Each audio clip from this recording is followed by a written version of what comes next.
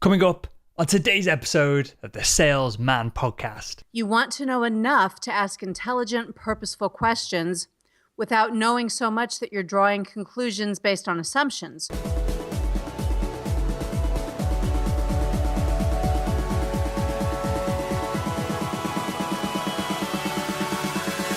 Hello Sales Nation, I'm Will Barron, host of the Salesman podcast, and welcome to today's show. On today's show we have Deb Calvert, and we're diving into very step-by-step, methodically, the process of uncovering the buyer's needs. You can find out more about Deb over at peoplefirstps.com. You can find everything else we talk about in the show notes over at salesman.red.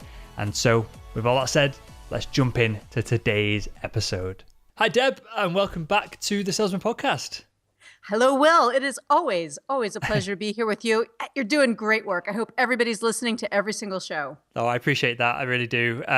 Today I want to get real practical. I want to cover the topic of, uncover the topic of uncovering the buyer's needs. Clearly, it's a topic that's been covered by many people many times, but I've never heard or listened or watched to a piece of content, perhaps, where it goes real deep and practical and step by step to the real life scenario of the B2B sales professional listening to this show right now, the 10 or 20,000 people that will download this episode, what they will do perhaps after listening to the show with their next sales meeting that they've got booked in the diary. And they could be on the way to the next sales meeting now listening to this. So it could hopefully be immediately relevant to them, which is the goal of today's episode. So, of course, we want to uncover the buyer's real need so that we can, offer them value, see if it fits with our product and all that good stuff. But taking a step back from being face-to-face, what do we need to do in preparation for the meeting? And should we even prepare for the meeting? And should we go into the meeting with in our mind what we think that the buyer's needs are? Or should we try and uncover it there and then? Great question. In fact, this is a great topic because you're getting very practical instead of theoretical. Okay, so I think a theme, as we probe this topic, a theme is going to be that this is a balancing act. You want to know enough to ask intelligent, purposeful questions without knowing so much that you're drawing conclusions based on assumptions. So being willing throughout this needs assessment, or really at any stage of the sales process, your questions should not be so scripted and your thoughts should not be so locked in that it then becomes more of a manipulation to get somebody where you always intended that they go. So we're going to have a balancing act as we go through this. You asked about before the sales call. Mm-hmm. Before the sales call, you want to know who is going to be in the meeting. And if you can ask that question very directly, I'd like to be prepared for the meeting, who will be in the meeting with us? Because so often what I'm seeing right now is that salespeople are making an appointment with a single person, and then they get surprised that there are one or two other people in that meeting. So then they don't have any questions that are relevant to those other constituents. The average right now, I recently heard, was 5.4 decision makers. And I do believe that's more on the enterprise side. But even in smaller B2B, perhaps B2C, because of how much we rely on reviews and social proof from others, I do think we want to know who are the influencers, who are the decision makers as much as we can. So we're looking at who's in there. What should we then be trying to decide or decipher from that? And where I'm going with this is, who's the most important person in there? Should we only really cater, even though we say that we're going to cater to everyone else, but should we only really be catering to the decision makers' needs? Or should we be trying to uncover the whole group's needs and cater to everyone? Should we be selfish about it and just try and close a deal? Or should we try and please everyone in there? This is so hard. Again, a balancing act. Of course we want to close the deal. We're salespeople. We need to close the deal. But you probably don't know really who the primary decision maker or primary decision influencer is until you're in that moment, when you're asking the questions, when you're beginning to read the room and hopefully have an opportunity to start to see who leans toward or defers to someone else in that group. I think this is masked in organizations, not intentionally, but because they themselves are all so busy, stressed, and taxed with multiple duties that it may not emerge even for them who the true decision maker, the final decision maker is going to be. Sure, there's a CEO, somebody at the top that's probably not who you're talking to anyway. So who's going to be advising the CEO? This is the one that we want to go with. That's a little trickier to find out, and your questions can serve you very well. So rationale or questions around the decision process absolutely belong in your planning and in your assessment. Those kinds of questions will be, hey, walk me through. What is your decision process? When you make decisions like this, what are your top criteria? Who is it that's going to be the final decision maker? Later in the interview, you can certainly ask that. Because they may not even have thought of these things. This might be something that begins to help them think it through as well. Cool. So, let me take a step back again before we get into the meeting. How much prep should we do on the front of? Is it worth networking with people that you know, perhaps know the company internally or externally, and asking them what their problems are? Is it worth, for example, with me in medical device sales, if I was going in for a meeting with the chief financial officer to talk about how this medical equipment is going to save them money over time, that kind of thing, I would always ring, not even the surgeons, I'd ring the nursing staff and see perhaps what their problems are, because the CFO probably doesn't really care about the problems, but they care about how that scales up to efficiencies overall. But I always wondered whether I was doing too much work and whether I should just wait and hear from the CFO's own mouth what they thought. Is it worth doing all this prep, or is it worth just getting the opinion of the person who matters? The answer is a formula, and it's E equals O. Right? The answer to whether should I do this much work or that much work is E equals O, which means effort equals opportunity. However big the opportunity, that's how much effort you should put toward it. And you do have to be very thoughtful about this as a salesperson, because your time is extremely valuable, and it's torn up in all different directions. So yes, the sort of scenario you're describing with medical equipment, medical devices, those are typically going to be very big sales. And especially if you have insight that this one is coming up on a big need, they are going to make a decision to go somewhere with someone, then yes, you would put in that time. And I think you're doing something very smart, which is going to the level of the user, the people who are more knowledgeable. The CFO in that scenario probably doesn't know everything that you're going to be able to come in and tell him. So not only do you help him solve his problem, but you also create value because you're bringing new information. So it's a double benefit. If it's something that's smaller scale or it's a long shot, you wouldn't put in as much effort initially. Why would you? Nice. I enjoy that. Okay, so let's move forward again and get in crazy practical. I think we should name the person George. George is going meeting with the executive, and they're sat down. They don't know each other.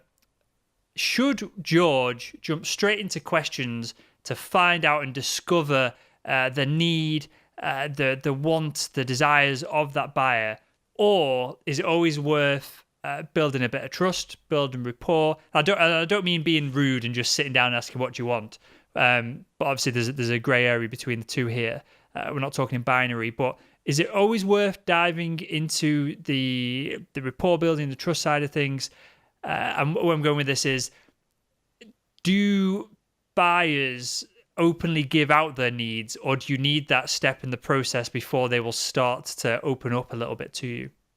Yeah. Okay, I got to give you a visual for this one. So as the salesperson, George is in the driver's seat. He's driving the car. He will maintain control of where this is going to go. But the buyer, this executive, is right beside him in the passenger seat, and in this case is the navigator. So George really needs to stay so closely attuned to his navigator. While he does control where we're going, the navigator is helping him determine the best course to get there. In other words, you have to stay very empathetic to and very aware of how the buyer's reacting. Do they seem the sort of person that's very jovial and wants to have a big conversation, and they start to open up some side topics? Well, if so, that's the direction, that's the course you're going to take to where you're going. If they seem, button-lipped and sort of distracted, that's suggesting to you that they want a little bit more direct and prompt interview. You're going to have to warm them up, perhaps by demonstrating value with your questions. So reading the buyer, number one, letting them be the navigator. And then number two, before you jump into any questions, I think it's really important to state your intent. it lets them know why you're asking, but it also forces you to stay true to what you're declaring. So I might say, if I were opening up a sales call and I had never met this person before, if I were in George's shoes, I might say, Will, I'd like to ask you some questions because I really want to understand your needs. I could certainly make some assumptions because, of course, I've been doing this a long time, but I know your needs are very specific at this time. So if you don't mind, I have several questions and I'd just like to have a conversation. I commit to you that I'll be as efficient as possible, but I don't want to assume anything and take us in a wrong direction and waste our time. So I've just been a little vulnerable. I've just made some promises to you. Now my questions don't seem as boom, out of the blue and jolting as they might otherwise. And what is your intent? We kind of touched on this at the very top of the show, but I scribbled it down so we'd come back to it. Is your intent to lead the prospect to kind of the pre-rehearsed,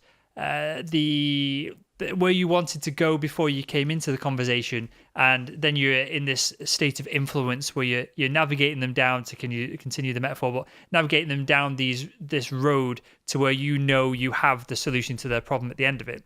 Or is there multiple paths? Is the intent to genuinely not even allow them to uncover their own need, but to just guide them to a point where they can discover it because they might not even know it?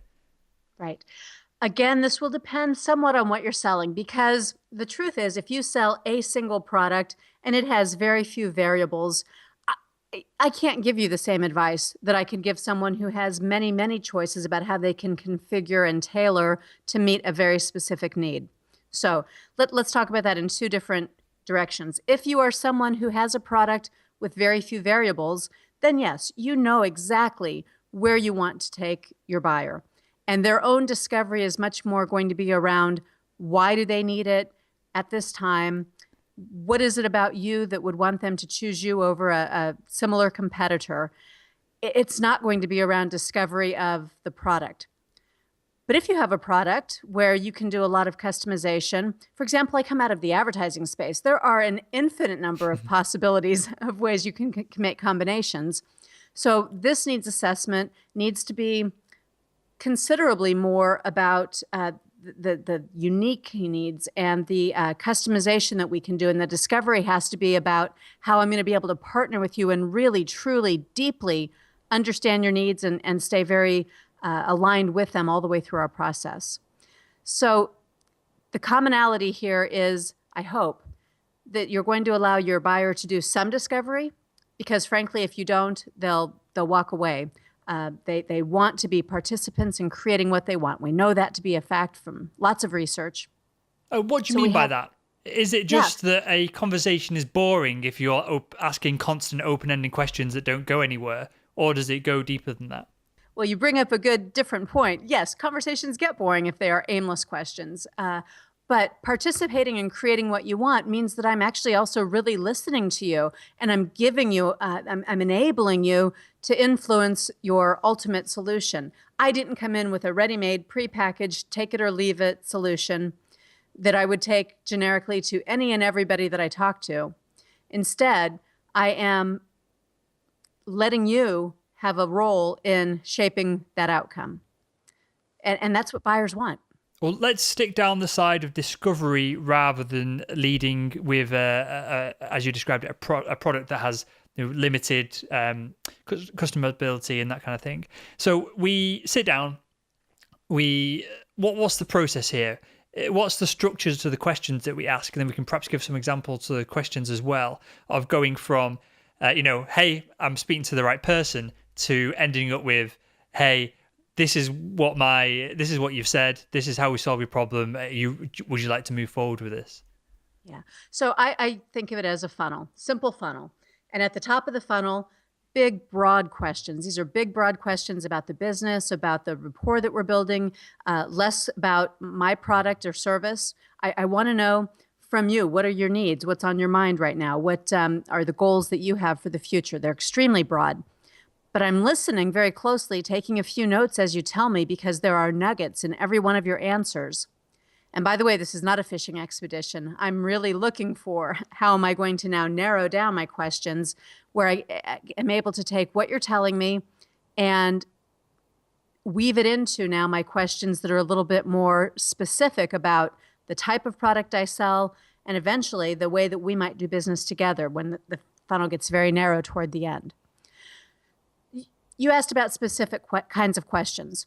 So big and broad at the top, and they're mostly around your needs, your goals, hopes, dreams, plans, visions of the future. I call those outcome questions.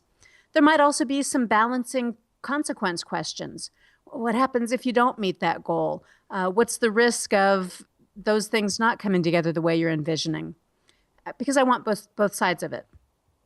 After I have the picture, the whole big picture, now I might begin to narrow down around, tell me, how does the product that you're using serve you in meeting those goals?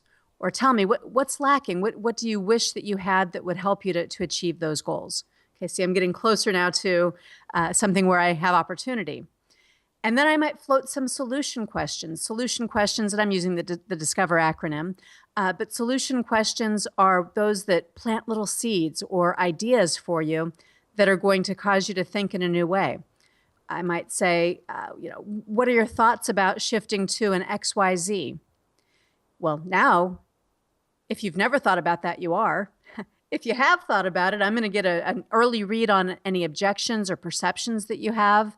I'm not pushing product at you. I'm only gathering information still. So I won't jump in with a sales pitch. It's tempting, but I won't. And then I have some read now about where you might or might not be more willing to go.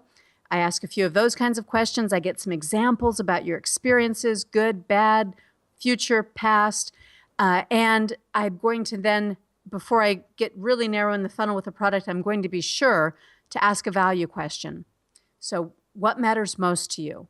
If you achieve nothing else when you make a change, what is the most important thing to you?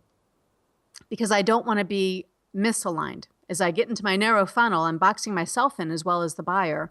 So I better be sure that I'm at a place where they see high value, and that's where I start to do some more tactical kinds of questioning. I love it.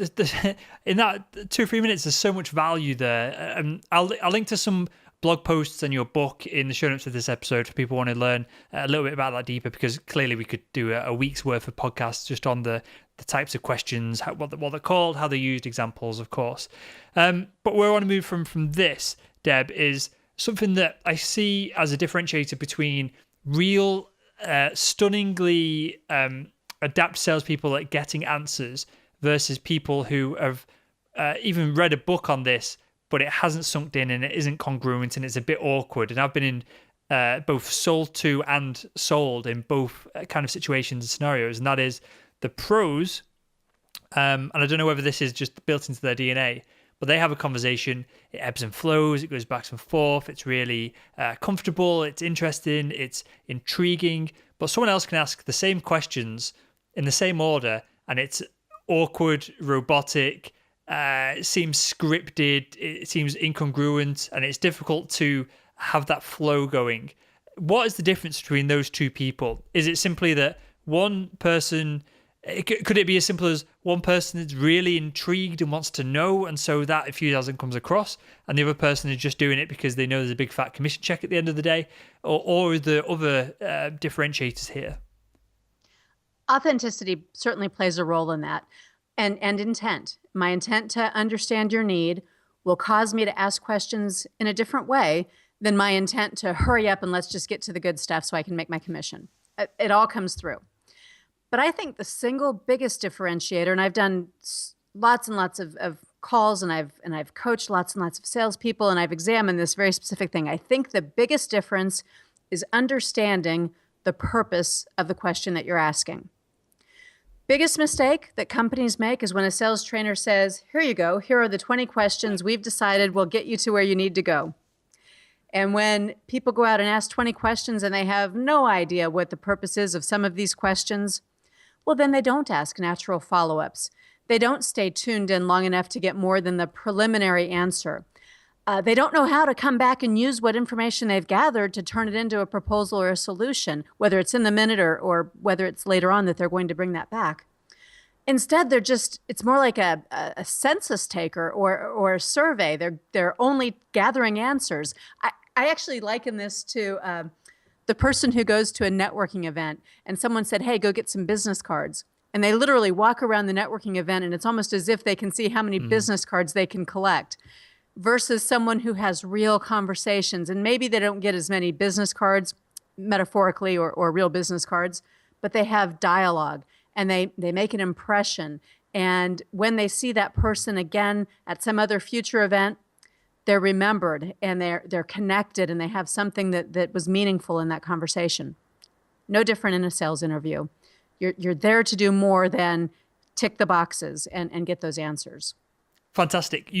What I took away from that was something that I see as I try and get better as a podcaster, a differentiator between good podcasters, and I'd say I'm in the middle. I'd say I'm pretty good at interviewing, but there's plenty of work to be done on that front. And then exceptional podcasters or interviewers, and obviously there's media personalities that have been interviewing for years who are very good at this, and that is the follow-up question. It seems that you can have a super well-crafted question that you've prepared beforehand that you think is going to get a really in-depth answer, and then you get an answer of sorts from the person that you're interviewing or selling to, or however the scenario is set up, or podcasts, whatever it is. But then it's the follow-up question. It's when you go that one step deeper that you really get the insightful answers. And I'm really glad you said that. And it's kind of something I've been conscious of, and I've never really put it to. I've never really compared a podcast interview to a sales meeting, but they're probably pretty similar, aren't they? Question asking is similar no matter what your venue is. And there are 5 skills, and they're not just the question skills that play in here. They're the skills of being truly curious, the skills of staying in the moment and being right here with you as opposed to in my own head trying to think about my next question. It's a skill of listening, and not just to the content of what's said, but to the feeling, any emotion behind it, so that I know where I need to respond. To be okay with, I'm going to pause because I just heard something significant and I want to craft my question. And that's okay. I don't have to fill up every single little millisecond of time. And then it's a skill of empathizing. So I might lean in if you're saying something interesting. I might react if you've said something different from what I expect to hear. I might show an expression of surprise or concern, and not manipulatively, naturally, because you're that present in the moment with your listening and with your true connection that you're trying to form with this buyer. And that's the difference. You asked earlier, what's the difference? It's either I'm here to really do something meaningful, or I'm here to race through and hope I get lucky today. Love it. Absolutely love it. I agree with everything that you're saying there, Deb.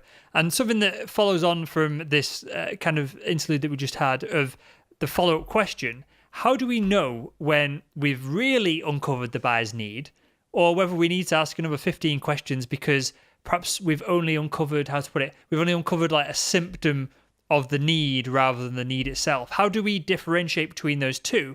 And how do we know when we've really cracked it? I am just loving your questions today. This happens. It happens way too often where we hear the first little hint of a need and we pounce because, woo, now I can make the sale. Unfortunately, oftentimes the first need that gets floated isn't the full need or the only need, and it might not be the biggest need. So if we're answering that one, our competition has the opportunity to come in behind us and get to something that is going to give them a bigger opportunity. So we have to ask. You hear a need before you respond reflexively. You say, is that the most urgent and pressing thing for you today? Or what else? Tell me more about that. Is that the decision criteria? You could ask a question 100 different ways, but do ask a question to find out if this is it or not. And what would be, if you can, off the top of your head, what would be an example of this? Say like George is meeting with a CFO, and the CFO perhaps says, I don't have enough money to buy, I don't have enough money in my budget for the year. I hope your product can help with that. What would be perhaps, because most people would jump at that if your service or solution saved them money, what would be perhaps a deeper need that we can manufacture in this random scenario that we just built. But what would be a deeper need that we could perhaps uncover if we spent a bit more time quizzing the CFO? Yeah. I'd certainly at least offer some of the other usuals. So I might say, okay, so I understand saving money is really important to you this year. Tell me about the other variables: on-time delivery, unique differentiating characteristics, ABC, the ability to have something in place this quarter. What are the other items here? Just maybe rank order them for me. Let me understand what is most and least important to you. And force that CFO to say saving the money is the most important thing. You might be surprised. Often it's not.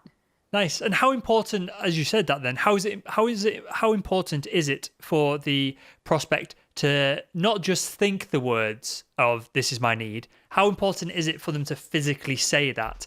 And is there a series of questions that we can ask to, encourage, to influence them to say those words? Yeah, and encourage them is not a bad idea either. You will never believe anyone more than you believe yourself. No matter how good I am in sales, no matter how knowledgeable I am as a subject matter expert, you still believe you more than you believe me. So if you say the words, it will be more meaningful than even if I were to say exactly the same thing. Now, we often want to say the words because we want to demonstrate how smart we are, or we want to accelerate and get there faster. And sure, sometimes people will say that, yes, that's right, you understand. And that's helpful, but it is not as effective as if they say, my needs are, and they directly state them, and then you simply parrot them back to check for confirmation. You lose nothing and you gain much when you let the prospect tell you, this is what I need, this is what's most important. Nice. And final question, Deb, to wrap up this part of the show. Is that when we eject from the conversation, when they've said, this is the need? Do we say, well, I'll solve that need, I'll do this and this?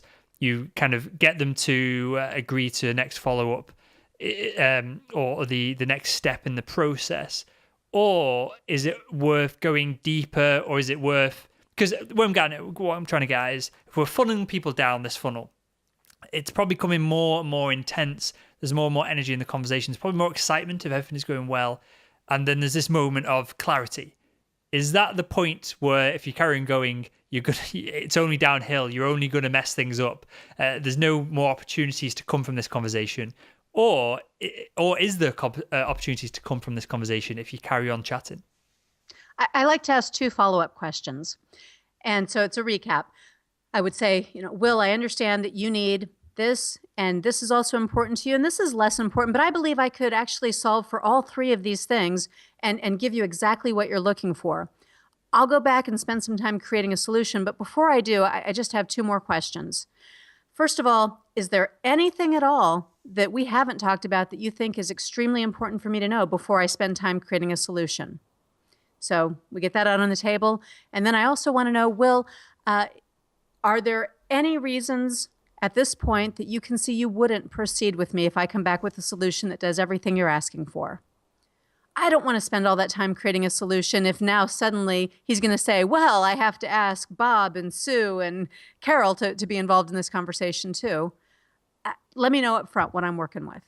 Nice. Awesome stuff. Well, Deb, I've got a couple of questions to ask everyone that comes on the show. You've answered some of these might be different for you, so feel free to dive in a bit deeper if you feel it's necessary, but otherwise they're quickfire questions, and then we'll come on to the book at the end of the show. First one of these, which do you prefer, the Summer Olympics or the Winter Olympics? Oh, the Summer Olympics. Nice, totally agree. Next one, if dollar size if possible, what is the biggest deal that you've ever closed? $1.4 million. And Nice. Remember, I worked in advertising, so that was very big. Awesome. Okay. Other than your own, what is one book or resource that you'd recommend to the Salesman podcast audience? Well, I just reread because I'd been hearing so much about it, Jeb Blunt's Fanatical Prospecting. And I came back into it. I had done a pre-read, which is now going back about a year. But fantastic book. Nice. We'll link to that in the show notes over at salesman.red. Deb, what does the first 60 minutes of your day look like? I pray before I get out of bed. So it starts with thanks for giving me this day. And you do that for an hour? Oh, I'm sorry. I thought you said 60 seconds. 60 minutes. No, so I pray, then I get up, I do a little exercising, I come down, and about 30 minutes into it, I am tempted. So even if I'm still on the treadmill, I start to look at email and catch up that way. Nice. This is an ongoing trend. I love this when I ask these kind of questions to everyone that comes on the show. I've interviewed 4 people today, 3 people yesterday, and of course hundreds of people over the past 12 months or so. Almost everyone, without question, exercises in the morning. Is this something that you see as a trend with the the highly successful people that you spend time with as well? I do. People tend to say, if I don't do it then, I'm not going to do it. And I know that's true for me. I might have great intentions, but the day things happen. So if I don't do it then, it's not happening. Nice. Interesting. Okay, and final one, Deb. I'm going to reframe this slightly from the question that I've asked you last time, in that if you could sit down with the 10 to 20,000 people who's going to listen to this episode, probably more over the next few months or so as we grow as well, and you could sit down with them one-on-one, but you could only offer them one piece of advice across all the industries, across B2B, across a bit of B2C as well that's in there. What would be the one piece of sales advice you'd give the audience, Sales Nation, if you could only offer them that one tidbit? That would be, what was is not what is. We are making so many assumptions in sales based on what used to be. So the prospect said no 3 months ago. Guess what? They might have new needs. What was is not what is. Or we get married to a certain technology system or a way of doing things or a pattern that may not be serving us well. Give it up. What was is not what is. Come back at least once every month and do some reset, because you're going to stay nimble and you're going to find that there is new, better, different if you stay open to it. And you mentioned it then, this might be the answer, but to again get really practical, because we've been practical all episode, is once a month should we dedicate perhaps a morning every month to look back over and review things and to see if there's new technology, if emails aren't working, if cold call isn't working, if whatever tactics we're using? Is that the kind of time frame that we need to check in with these things at? It'll depend by individual. Here's what I do. I keep a tickler file, and it's sometimes made up of things that I used to just push the button because it looked like spam. But now I will say, I don't know about this. This is new. This is different. Let me go ahead and print it. Shame on me environmentally. But if it's new and different and I truly don't understand it, it's going in my tickler file, which is what goes on an airplane with me. And on the airplane ride somewhere, I'm reviewing the tickler file to see what deserves a little bit more introspection and how can I challenge my own thinking. And what would be an example of something that's come across recently that you've picked up and thought, wow, this is interesting? Actually, I mentioned that I was rereading Fanatical Prospecting, and I saw something different out there which I did not agree with. And so my initial reaction was, well, that's just dumb. And I thought, wait a minute. Actually, that's just different. There's no right, wrong here. Let me think about it. It went in the tickler file. I read it on an airplane. I've been mulling it over, and now I'm actually going back and checking some of my, where did all my assumptions and beliefs come from? So I'm trying to take a fresh view of prospecting to see if there's a way to recalibrate how I'm thinking about this. Nice. I appreciate that. And I think that is probably the most powerful system that you can have, a system that it's almost like auto-updating itself as it goes through time, but it's a clear system that you got in place. So I appreciate that insight. And with that, Deb, I want you to tell us a little bit about the book, and then tell us a little bit about where we can find out more about you as well. Okay, so the book that I wrote, it's now 3 years ago, is Discover Questions, Get You Connected. It's been a bestseller. It's on Amazon. The word discover is an acronym for 8 purposes of asking questions. We covered probably 4 or 5 of those today, but there are others. And Discover Questions, Get You Connected is told in a way that is very practical, and it has lots of stories and examples from the field. It's also a workshop that is quite popular, and we customize that to any industry that we work within. And then there's a second variation. So Discover Questions, Get You Connected for advertising sales professionals, available only as an ebook, also on Amazon. And that's all available on our website, Amazon. On our website, which is People First PS, there are tons and tons of other free resources for salespeople and for leaders. The two words, people first, are spelled out, and then PS, like you'd put at the end of an old school letter. Amazing. We will link to that all in the show notes over at salesman.red. And with that, Deb, thank you for your insights today. Thank you for allowing me to get practical with all of this, because that takes a deeper knowledge of all this, which clearly you have. Your expertise go deeper than even the questions probably scratch the surface of today. So I appreciate that as a practitioner as well. And I want to thank you again for your time, and I want to thank you for joining us on the Salesman Podcast. Will, thank you very much. And by the way, you said your average. I'm going to give you a B+ in terms of your podcasting abilities. I think you're fantastic. And there we have it. Thank you, Deb, for coming on the show. Always a pleasure to interview Deb. She's got so much insight, and she is super easy to go back and forth with in our conversations. And thank you, Sales Nation. I say it every episode, but it means a lot that you guys tune in, show your attention, and hopefully you're getting a lot out of these shows, because I know I am as well. And with all that said, I'll speak with you again on tomorrow's episode.